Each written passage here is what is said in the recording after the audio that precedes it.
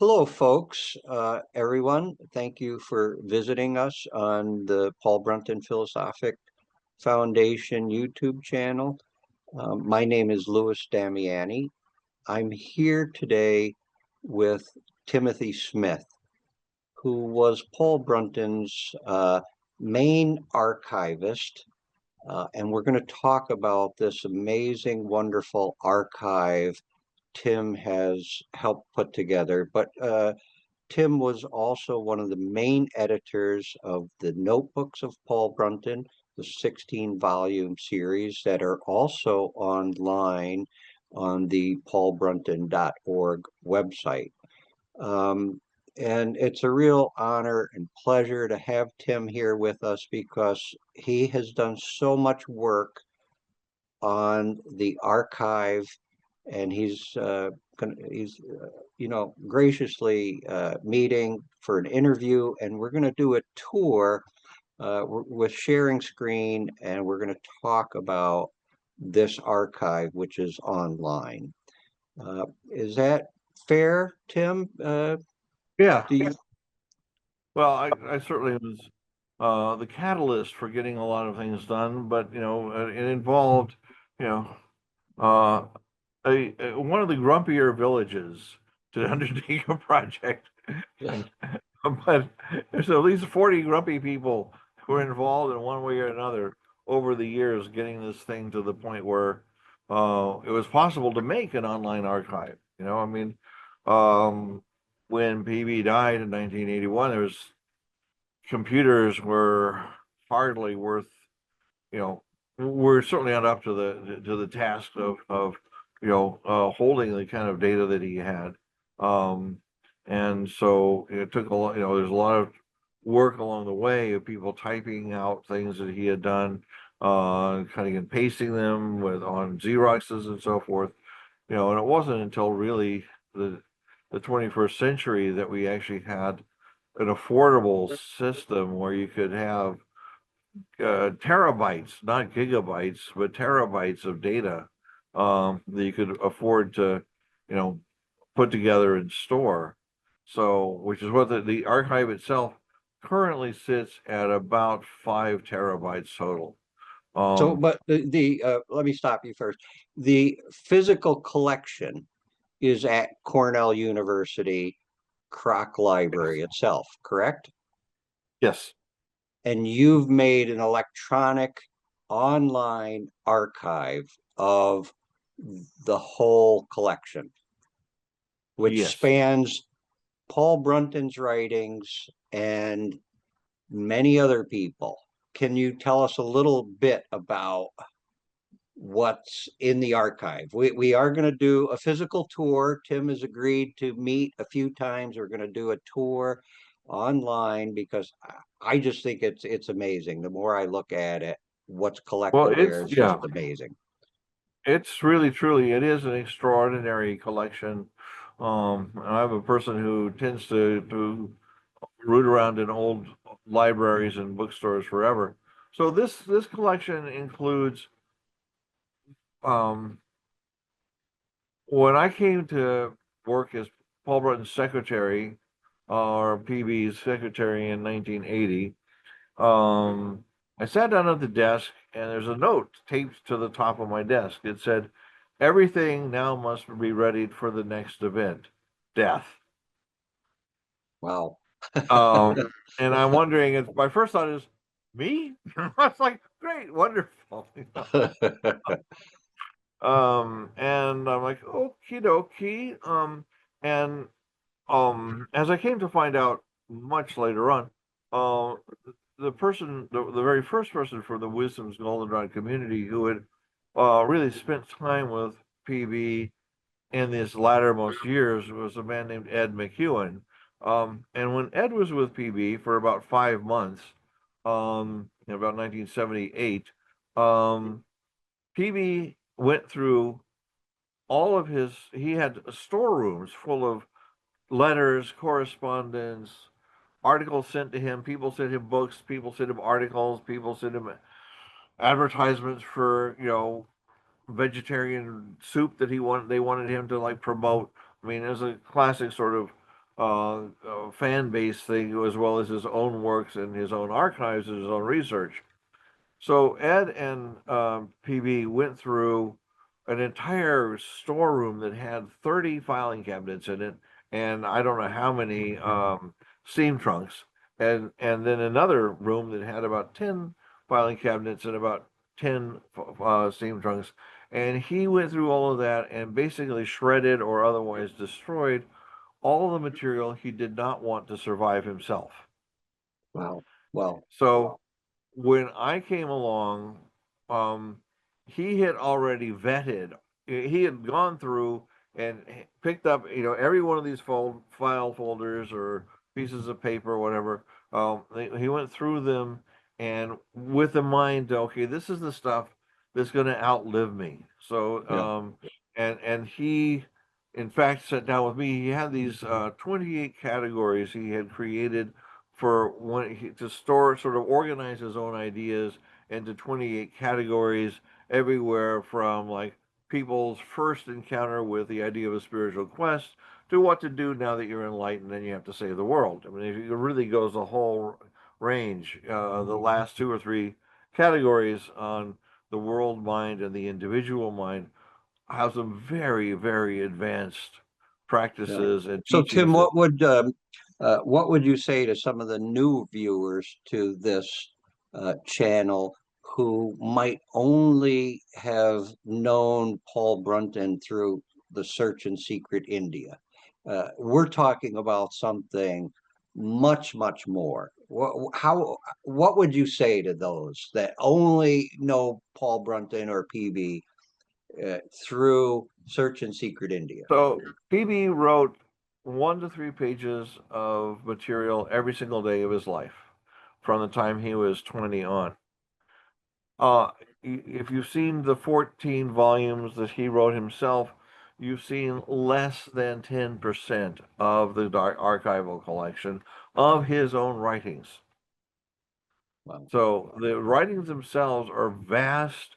They cover many topics that are not in any of his published books.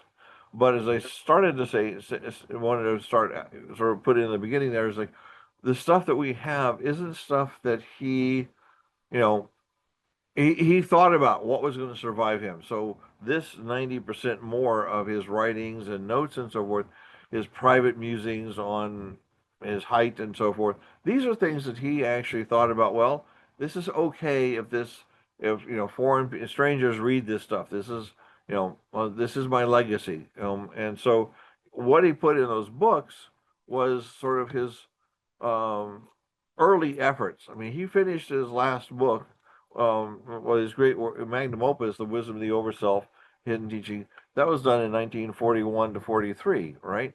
And at that time, PB was himself 45 years old. Okay, um, now what? Okay, he dies 40 years later. Well, he wrote for those 40 years, and he had people in America and in Germany and in England, to my certain knowledge. I'm trying to think, maybe a couple of other places where people were typing up his notes and then sending them back to him, and he would then organize them, edit them, and collate them with other things that were on the same idea. And he kept these notebooks, which are called the Notebooks of Paul Brunton, and they were originally kept in a chronological sort of groups. So there was a bunch of stuff that was like from basically 1934 to about 1940, and then so forth along the way. And there are interviews with thousands. I mean, there's a couple of volumes called Talks in the Orient, which are over 1,000. I think it's 1,700 different interviews with people that he visited in India and Japan and Egypt, and Sages and savants and yes, all well, sorts sages of, and savants and fakers, bullshit artists. yeah, yeah, He would go through it. Anybody who claimed that they were a healer or that they were wise or whatever, he would take them at their word and then let them tie themselves in knots if, in fact, they were, you know, not in fact authentic. And that's one of the things that's such an extraordinary catalog of, people where he was He was very non-judgmental about people who were sincere about what their own abilities and limitations were.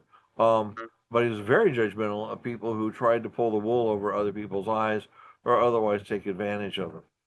And this So, traveling was all done with steamships, ox carts. It wasn't jets and cell phones. And, I'm just trying to put people in the yeah, place of where this took place, yeah. the timing. Like when he went to India in say 1931. So in 1931, he was basically what they would call a salaryman. He was writing articles for a magazine called the Occult Review, which sounds like it might be kind of a checkout counter type of thing. I my Elvis had my baby or whatever, but it really was not. The Occult Review at the time was basically the non-Christian writings. So that's where Carl Jung published his articles in English. Wow. That's where Dean Inge published his essays on Plotinus. So it was really a very prestigious publication at its outset. And Paul Brunton was actually one of the editors of the publications that came through. He wrote some of his own articles. And you can find this online if you go and look under Occult Review. There's a And long this would list be of in the archives too. um, some Some of of it it, is and some of it is not. Okay. some of it's Well, what's his not in writing. it is, you know, the stuff that's copyrighted by other people, like, Dean Hinge, Young and Yeah, stuff. yeah, yeah, yeah. So, we have some or the majority of PB's own articles for that, but not the material that was written by other people. But that piece, um, the the writings that he started at that time, he was at that time he was like earning, what would have been maybe 250 pounds a year, in that interwar period of time. So what we were talking about traveling is like he took it. It took him 4 months to go from London to Madras by boat, Mm, and the cost of that was 100 pounds. It was wow, basically a little more than half a year's salary one way. So a wow. round trip to India for a person that wasn't royalty or nobility in the 1930s, unless you were in the military and they gave, shanghaied you and put you there. But for the average tourist, there was the average Yeah, tourist going to India was in fact royalty or nobility or moneyed. So I see. the first people who went to see Ramana Maharshi and so forth, these were the people who were, the kind of spinster aunts of the Duke of so and so and the Lord of such and such, because that's how the money went. So for PB to go there, you know, it took him a whole year's worth of salary just to get to India, and he traveled uh, extraordinarily modestly, and with a degree of common sense uh, that is often absent from people with spiritual aspirations. But he Interesting. was, you know, he was a very hardy individual. He traveled. He tell he took a journalist wanted to visit the jungles of India, Beverly Nichols, and he said, I've always wondered what it would be like to be lost in the jungle." And so PB said, "Well, I can take you into the jungle if that's what you really want." So they got into the jungle, and PB said, Nichols turned to him and said, "So where are we?" And PB said, "I have no idea." I said, "You wanted to be lost," and he said Nichols got quite excited. You know, I mean, we're talking literally man-eating tigers, and Oh yeah, yeah. There was a lot more jungle then. Yeah, there's a lot more jungle and a lot less in the way of ammunition and yeah. guns and so forth. Not that Peavey Well, and that himself was cared. still a British under British control at that time, right? Well, yes, yeah, oh yeah. Yes. I Yep. mean, when Peavey was born, that was when they said the sun never set on the British Empire, and it was true. There are 88 countries. 1898. Yeah, in 1898, there were 88 nations in the world, which all were part of the British Commonwealth. And in when and sort of mixing in all the different things. Peavey, when he was in India, he was stuck in India during the Second World War, um, for 6 years because of limited ability for people to go anywhere at that time. And during that time, he traveled from one Maharaj to the other, from the Maharaj of Bombay, but you didn't know there was one, to the Maharaj of Mysore, to the Maharaj of what's now Chennai, but was Madras and so forth. And he worked with all these different kingdoms that were within India that have different languages, different heritages, in anticipation of the collapse of the departure of the British, shortly after World War II ended. And he went back and forth between these people who did not want to give Nehru their money and their loyalty and so forth. And he finally managed to be part of what helped broker that deal so that India became one solid nation, more or less. I mean, never mind Yep. the Yep. split with Yep. Pakistan. So he was a person who was involved with politics. He was involved with the changing times of his times.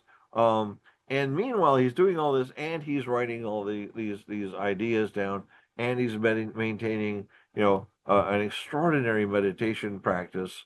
Um, Yep. and uh, having adventures that would, are really more than one lifetime's worth of adventures inside of that life. If you look, there's a copy of the his book called Search and Secret Egypt, which I ended up creating a version. It's called the deluxe version because in getting this archive, we got one thing that you and I talked about earlier, which is like going through the photographs. And when you look at the photographs, there's a bunch of photographs of PB in Egypt picking up um, cobras, you know, and and hypnotizing them. He does this thing with this piece of paper where he puts a little hat on the cobra and it's motionless, Um, and he still had that piece of paper when I was Well, working for him. He handed it to me and he said, "Would you mind copying this over?" And I'm like, okay, I was like, yeah. I'm not sure. No, his Um, travels and the picture part, the photographs in this collection, this archive, it just it's historic. It's just so amazing. Um, I would we're going to do this a few times. Tim's agreed to an interview and to give up some time. Would you like for me to share screen and bring up the PB archive, or do you want to uh, talk a little bit more about? Tell let me me, let me say a couple more things about the please, whole please, shaping. whatever you tell me what you I want. you know I talk in circles. That's um, when we were doing the archive. I had a team of 7 people, and one of them, her only job was to keep me on track. So um, it's been tried by masters, it's seldom successful. Um, so the archive. So we have this core, which is PB's own writings about various things, everything from what it's like to be a human being, a short man, which he was a little bit over 5 feet, to metaphysical concepts and comparing different traditions in a very scholarly way. Well, when you read his books, you have no idea how deep his scholarship went and how extensive it is. You look at it, one of the things that is in the archives is what we call his traveling library, where he took these books on the back end of a donkey, across the Himalayas. And in order to make the donkey's life a little easier, he tore off the covers, he tore off, things like the page that had the copyright on it. Thank you very much. Wow. So it was a pain in the ass to find which version he had, but he tore out every single page that could lighten the load. So he had these unbound books that were, the all the Upanishads, sutras, you know, um, all of the writings of Kant. I mean, it's really a wide range of titles. Which, if you just look at that, it's like this is an education in Eastern and Western thought. Going across centuries really. And they're marked up. I mean, he didn't just own them; he actually read them. So we have that collection of this things that he studied. We have the collection of his own writings. We have a collection of photographs. We have a collection of correspondence. His correspondence, I gotta say, the correspondence is sort of weird because either he didn't keep or he did destroy his responses to 80% of these correspondences. So it's sort of like a Bob Newhart thing where you hear half the conversation on the phone. So the majority of the correspondence is useful only from the point of view of biographical stuff, where it tells us the person says, "Oh, now that you're in New South Wales, Australia, how are you liking it or whatever?" But as far as someone says, "Oh, what do you think about this event that happened to me?" We don't have his answer. So within that, I would say if you're actually going to read those, there's this collection called the Wagner letters, and then there's a collection with his son Kenneth Hurst, which Kenneth himself, his son Kenneth Hurst, gave to the archive. So we do have some pieces of PB's response to people. We have a few letters from your father, Anthony Damiani. The correspondence back and forth, but like 8 or 9 letters. It wasn't, it's not a lot Yeah, that's in there. yeah, Um, so PB kept correspondence, and we have that in the archive. He then, and then he had articles and so forth that were written about him or that he actually contributed. He, as I say, he continued to write and publish, well after his last book, The Spiritual Crisis. And all of that stuff is actually in the archives and is, let's say, Paul Brunton's ideas right up to 3 or 4 months before he passed. yeah, He was yeah, continuing to write and revise and review. Um, and one thing he said to me is, he said, you know, my the place from which I see things hasn't changed in some time, but my view, but my thoughts about what it is I'm seeing has continued to grow and change mm, as I continue to study and meet people and expand my own experience. So he was not like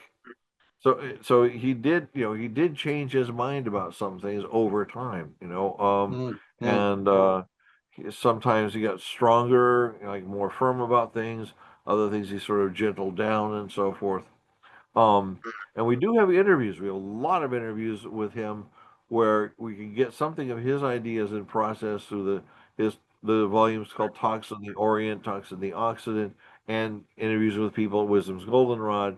Where there's about 250, about 400 pages of that where people, had interviews with him and wrote them up.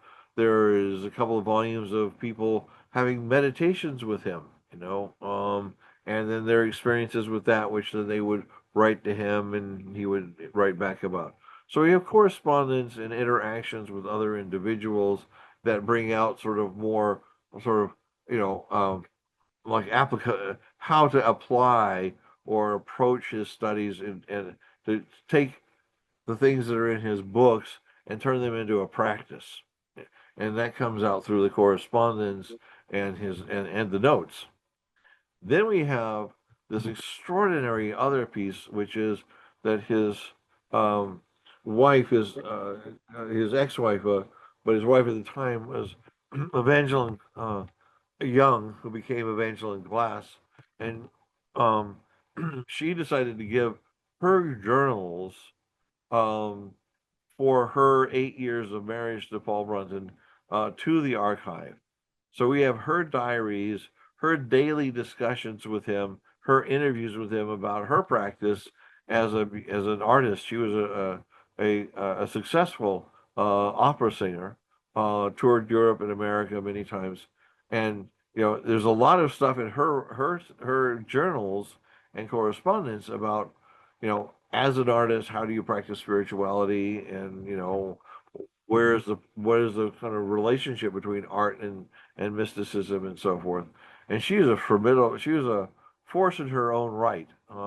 Yeah. One thing is, I hope in some ways to be able to deliver someday is like an insight into just how powerful this woman really was, whom I met, and within minutes of meeting her, I went, "Oh, I see why PB could marry this woman because she could hold Wow. her own with her." Yeah. And in the ways. So we have a secondary collection, and then over the years, people have said, "Oh, by the way, I found my dad wrote some stuff, and PB wrote him back." And we have these 14 letters of correspondence between PB and my dad from 1941 to 43 or whatever. So we continue to add these little appendices and so forth as we gather this information. So the collection kind of is it's like a glacier. It isn't moving very quickly anymore, but it's vast. Um, and it and Lou was talking about earlier about sort of diving in and getting bewildered. It's like, yes, when I would hire someone to work on this collection as a typist and so forth, I'd say, look, you're going to feel completely bewildered for at least 6 months, probably a year, before you even begin to get a sense of orientation towards what you're dealing with in terms of the whole of the thing. Because we can go from these nice, simple generalizations, but when you start reading this stuff, it's overwhelming.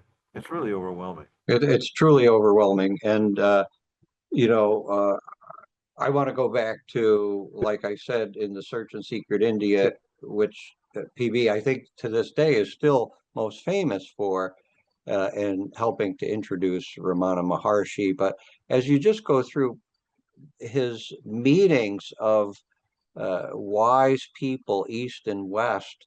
I mean, he not only spent time with Ramana Maharshi, but Atmananda or Krishna Menon, as he's also known, another sage, Aurobindo. He was at Pondicherry. Um, he went into. I'm in in my own way, Tim. I'm asking he traveled into Tibet, meeting high lamas, into Cambodia, as you mentioned before, Japan. And he met people constantly. And yes, he met bullshit artists and fakes, but he met some truly great people that he recorded um, some just wonderful spiritual wisdom. Did he not?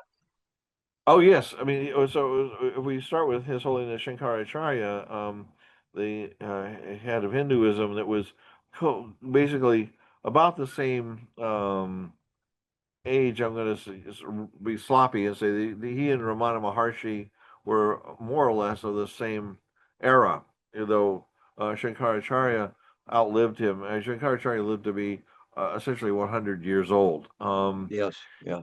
And PB was the first white person that ever got to interview him. Which And is in Search and Secret India. yeah, and he, you know, when the tradition was you had to be a Brahmin in order to have access to the Shankara. It's like you had to be a Catholic in good standing to see the Pope. You could Yeah, go yeah, we'll see him from a distance, but if you're actually going to sit down and talk with him, you needed to be of the faith. So that PB actually had access to him um, was groundbreaking, and it opened the door for other individuals to come in, and Shankara welcomed actually, and they stayed in touch. Um, Years later, when again I was speaking with PB, and they both were still alive at that time. And I said, "Well, did you see him again after that first interview?" He said, "Well, we never met again physically, but we were always in touch." hmm, And hmm, he had PB, by the time he had finished with Hermit Himalayas, had completed an inner journey um, to reach a certain stage of, let's say, liberation from the ego and awakeness to the higher self that, was palpable, absolutely palpable, and I think individuals who had um, that sensitivity within themselves, who were, as it were, his colleagues, his betters, or his, people within, some range of himself, certainly responded to that, and he did have many interviews and notes on, which are genuinely extraordinary. The head of there's a set of interviews and correspondence with the head of the Siam, that what I want to say Siam, the at the time Siamese monk monastic order, which is a Theravadan version of Buddhism. Okay, when he was in China, as he crossed China, he was given a set of robes which are usually reserved for royalty, which he got out and showed me. He's very proud of it. He showed me. He says, "See, Yeah. they still fit, And I'm like, I said, but they had the five claws on them, which Wow. normally Wow. um, the, And he the, talks the about the Buddhism in Burma too. So maybe speak to that a little bit, how um, PB was not Hindu, not Buddhist, not his interviews, his meetings with various people. Uh, it wasn't sectarian at all. well, I don't know. I would have to hedge that a little bit. All I mean, right, please give me your view um, on that. he, um, the majority of his studies were basically within sort of, he built upon a foundation of an education with traditional schools of Hinduism, which are yoga, samkhya, Vedanta, and so forth. Because he was stuck during the war and he had this scholarly time to be, to dive into that, and he had some scholarly teachers, some pundits who were gave him sort of an intellectual, disciplined education along that lines, and Like at that Haryana, time, Har, yeah, Haryana, Haryana, Haryana. Yeah, Subramanya Iyer, yeah, Mahadevan, yeah. these are the people he actually studied with and argued with or whatever. And at those days, we're talking 1930s, 1940s. You didn't have Google Translate. I mean, the majority of these texts were either not in translation or translated so badly that they were really not worth reading. Yeah. If you want to while away a fun, tedious hour, go and read the Orient series by Max Ernst. It's not I mean, it's better than nothing, but it's really quite primitive and clumsy and cumbersome and incomplete. And yes, they knew. I mean, Emerson wrote about the Upanishads, and people knew of them, but the kind of translations that really deliver the nuances and the depth of them were just starting to come out in the 1940s and 50s and so forth. So he was really so some of the things that we now have access to, let's say Tibetan Buddhism, there was no such thing as a book on Tibetan Buddhism when PB went to Tibet, right? Right. If you didn't speak Tibetan, you certainly weren't going to get that education. There weren't any books published outside of Tibet in Tibetan, and so forth. It was a closed system. So when he went to Tibet, he followed in Young Husband's trail and so forth, and he was interested in accessing the Tibetan teachings. And he certainly had a global intent to apprehend these very different traditions, and um, he studied many different traditions within India besides Hinduism, like the Jains, Islam. Um, he studied Islam with not only with reading Islamic texts, but also in meeting with Islamic authorities. And he did that all the time. We went to the library And I took him to the library once a week, and he would be reading Jesuits one week, and And this was in Shiite. 1980, a year before he died. Yeah, Yeah. right. I At mean, 83, he died. yeah. So we would be sitting there, and he would say, "Now I'm going to read these articles about these Jesuits, and if I finish this article, I'm going to allow myself to have a dessert with my coffee and or You my mean tea." tea? Tea. Yeah, and I said to him, I said, "PB, I don't want. I have to bribe myself to read this stuff because my brain doesn't want to learn any of this stuff. But I thought now that you're, enlightened and all that, that it'd be really easy to read this stuff, and it wouldn't be. You wouldn't have to make yourself study." He said, "Well, it's true. I don't have to make myself read things which are written in truth." But to study the errors of people's thinking is really painful to my mind. But I have to do that if I'm going to write articles that will correct their thinking. Oh, wow. Interesting. And I said, so basically, you got the free ride for a few weeks after you got enlightened, and then you're like back to reading books that you don't want to read in order to help other people. He said, yeah, basically. I'm like, I said, this is not fair, man. I'm like, I was thinking, like he's like Yeah, he certainly divested me of any idea that the sage, is just rolling around heaven all day, effortlessly lifting their finger to gain omniscience or something like that. It's like, no, no, no. These guys have a willpower that's greater than, the yeah, entire fan base of the Cleveland Indians or something. There's just intensely powerful will in such an individual, as well as a mind that assumes nothing ever. yeah. You bring up a His, great point that enlightenment, whatever it might be, is not omniscience to everything, including all error.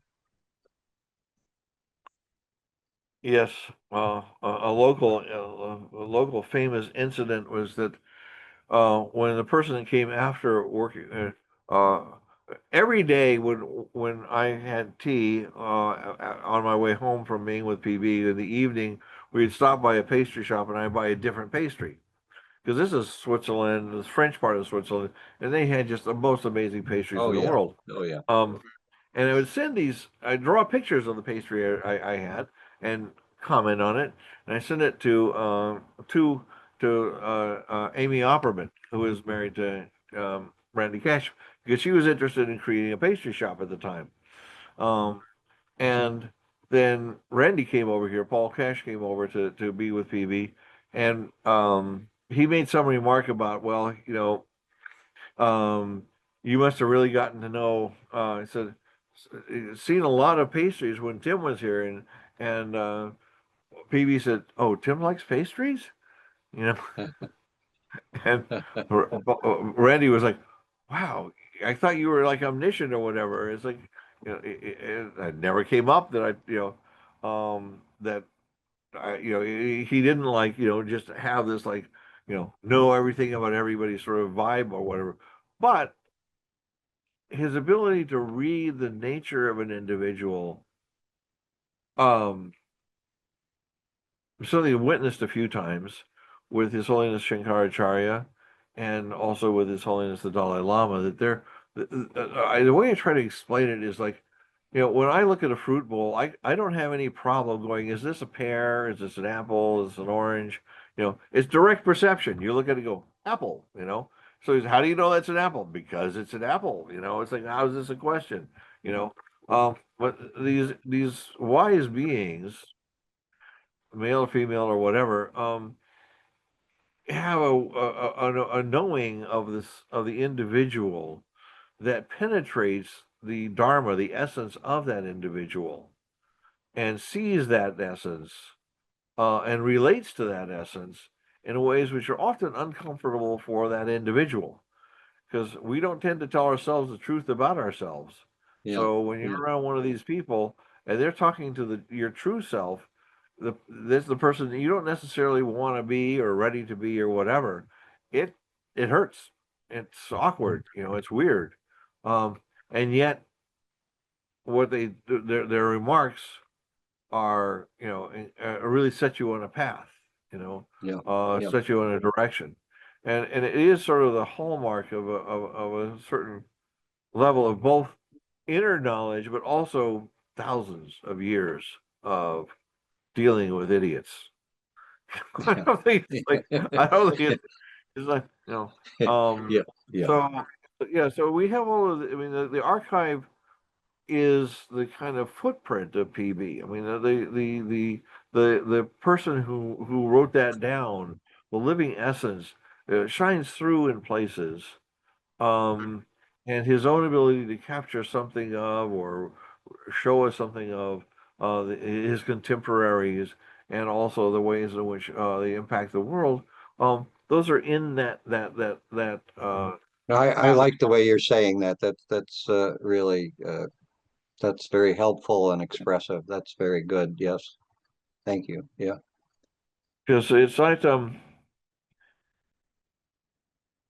he Well, let's bring up the archive and okay, we'll sure. show for a few minutes. Yeah, And for sure enough. okay. Um,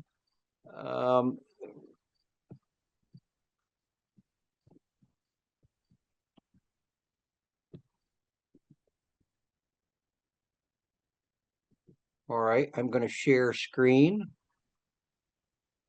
Um,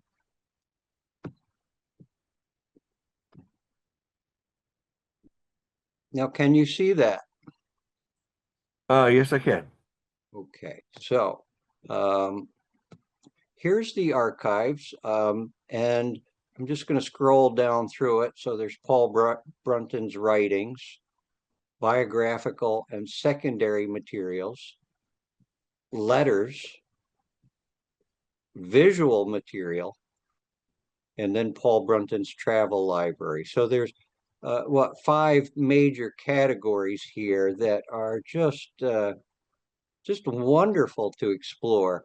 And where did you want me to go, Tim? Well, let's go all the way to the top again for a moment. Since we're beginning somewhat at the beginning, yeah, up there, Archives of Poland in the Cornell University. How did this end up at Cornell? Um, so I'm not going to tell there there's I think in this archive itself there's a paper that we wrote about how it got there. But briefly, I started looking for places to put this, and a couple of things happened to me in the late 1990s and the early 2000s. Um, I became disabled. I couldn't drive anymore. Um, I was housebound.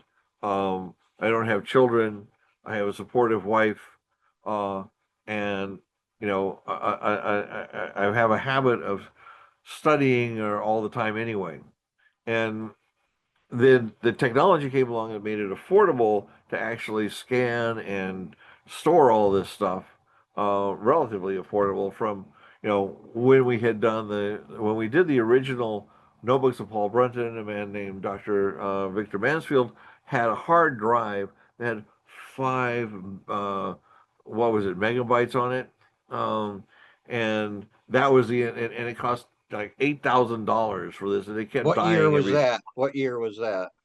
uh, that had to be in um, the 1980s. Okay. Yeah. Um, Yeah, you're because probably right. Megabytes, not even gigabytes. no, it wasn't gigabytes. It was 5 megabytes. We had the largest hard drive in the area, you know, and Vic loved that thing so much that when we finally ended the project, he threw it in the lake. Uh, it was always crashing, and he was always on the phone maintaining it. So, to go from trying to like in those days create a storage system for terabytes Yes. of data Yes. when you could only put a few megabytes on a computer. It was Yeah. literally impossible and Yes. unaffordable, etc. So all of these two things happened at the same time. I got sick and I got a whole lot of free time. Um, and and technology became affordable. I found a guy who is um, had limited abilities. he's sort of on the scale, as we would say these days. And he couldn't do very much, but he loved to scan things. So he scanned all of these documents. He had like three scanners going at the same time that he would just, and he was just came every day, scanned for 3 or 4 years. Just that's all he did was scan the documents, Wow. and at that time, he was thrilled to be getting $15 an hour, which is all I could pay him that year. Um, and it was just this sort of moment of serendipity where it gave him a boost that he got enough money from the project that he was able to take himself into college and get himself a degree in computer science, started a business with his brother, and is doing quite well now. So keep in touch a little bit. So we got this stuff and started thinking about, wow, okay, um, all of this material is now in one place. Um, Through a series again of, because I couldn't go anywhere, some people brought the actual physical books of Paul Brunton, the notebooks, from Wisdom School around to my office, which was about 6 miles up the road. Because I couldn't go down there, I couldn't drive, I couldn't walk that far. So all of a sudden, it was in my house or in my office building, which is a standalone building, and from time to time, people would come and study there without my knowledge or whatever, because it was I left the building open. So I have all this stuff here, literally a whole wall of nothing but Paul Brunton notebooks and notes. And I'm looking at it going, okay, I got to do something with this. So we started talking to people in Cambridge, Oxford University, the Bodleian Library, Adyar in India, Chicago University, Princeton, Yale, da da da. We went around America, around England, around India, and all kinds of other places, looking for a home where I felt very strongly that the archive itself would benefit from being in the hands of an institution that would outlive any individual, and would especially benefit being in an institution that housed other books, other authors, authorities, other philosophers. So you would have people who are reading Mahadevan or reading, Emerson would have a likelihood of encountering this material. So having it up here in our own small little backyard wasn't really bringing much in the way of global exposure. So I wanted to get it to some university. We finally made a deal with the Studies of Southeast Asia, College of Southeast Asian Studies in London, which is actually a very prestigious school. And they were going to take the whole shebang, you know. And then we were talking about it and said, well, now we will have to put these in cartons. We think we'll be able to put them on the shelves in about 30 to 50 years. And I said, I'm sorry, that's not going to work for me. And I said, well, wait a minute. And who's going to have access to this once you get it on the shelves? He says, oh, our alumni. And I'm like, once again, no, that's not the point of this. PB wrote for the general public. Exclusivity was an anathema to him. Absolutely an anathema. You would know it's just not about exclusive ever or elitism. Right. So this is not going to work.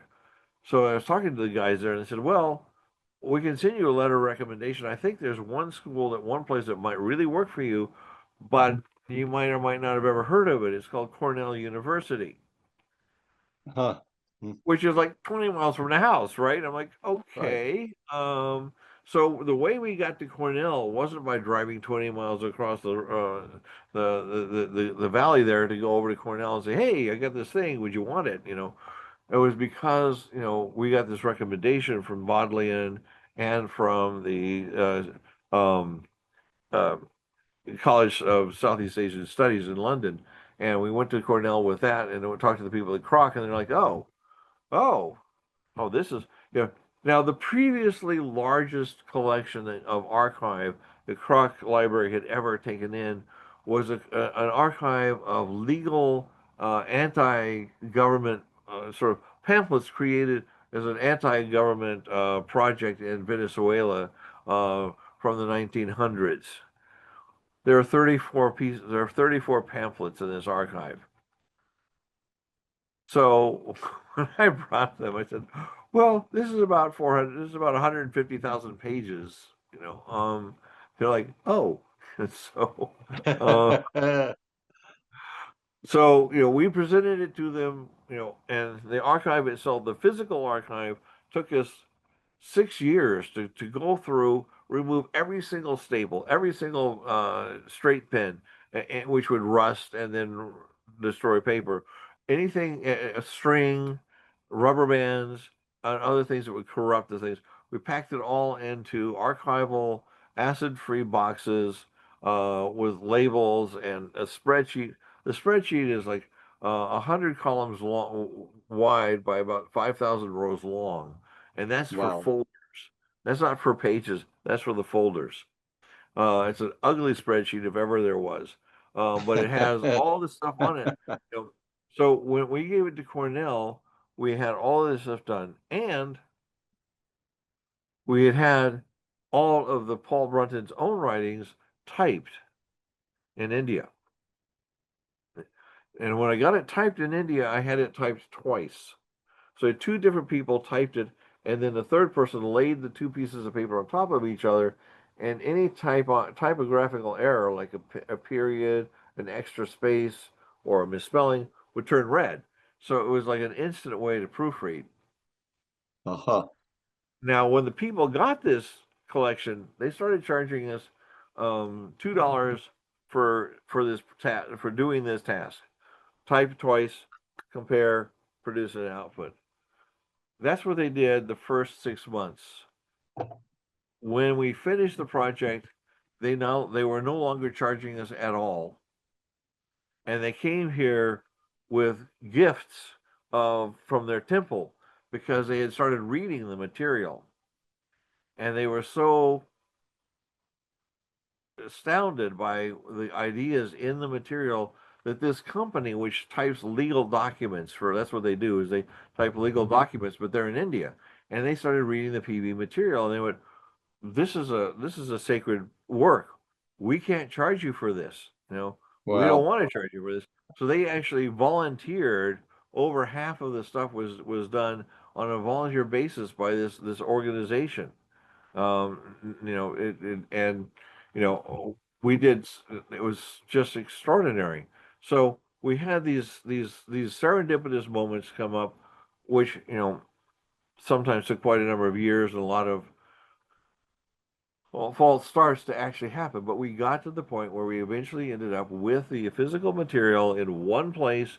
Where one of the things about Cornell University is that anything that's in its electronic library and also in its physical library is open to any human being that can get there, can either get to a computer or get to the place. It's not exclusive, you know, Yes. at all. Right, right. No, So, I'm very familiar. I'm going to just stop sharing until you tell me to go back there. um, Uh, no, that story is really good, valuable. It's the first time I'm hearing it. It really is wonderful. And I'm very familiar with Kroch Library. I was part of the team that engineered the temperature and humidity controls in that. And so I'm very familiar. Kroch Library is the crown jewel of Cornell's collection. It's 4 stories underground. The vault of very original works is the bottom floor all the way down. And there's just some spectacular stuff within the vault.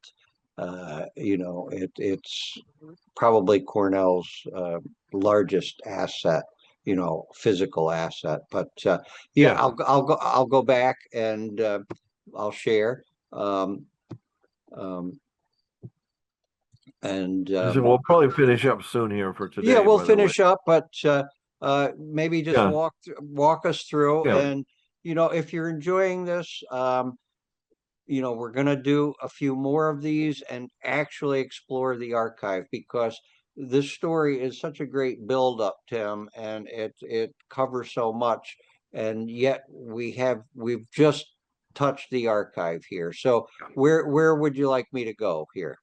Okay, well, we can go down, and also, of course, anybody puts something in the comments that you're going to pass on as a question, comment, whatever. Yes.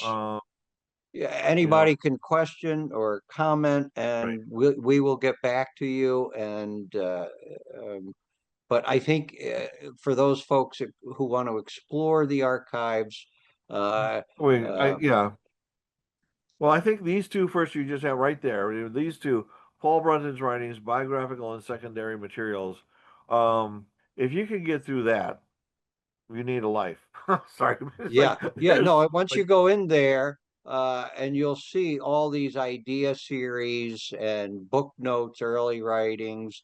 And so if you go to the, you know, yeah, if you go here, you'll see all the volumes, all the notebooks of the many, many folders of PB's writings.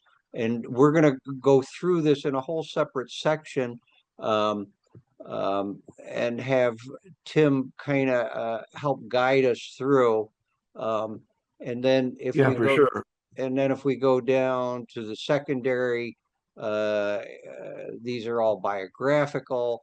Again, all biographical articles about PB's works. Um, but and one of the most exciting things, I think, is this explore visual media. And you'll see all these original photo albums. You'll see pictures of Ramana Maharshi, Atmananda, Sri Shankaracharya, just so many wonderful, wonderful original photos of Cambodia, um, Angkor Wat from the 1930s. Yeah, Really one of the rare stuff. But I think we're going to call it a wrap here. And if you like this, please come back. Think about subscribing, but at least give us a like, and please share comments. And we will um, really appreciate that, and we really appreciate Tim. So for now, we'll say goodbye. Thank you. Yep. Thank you.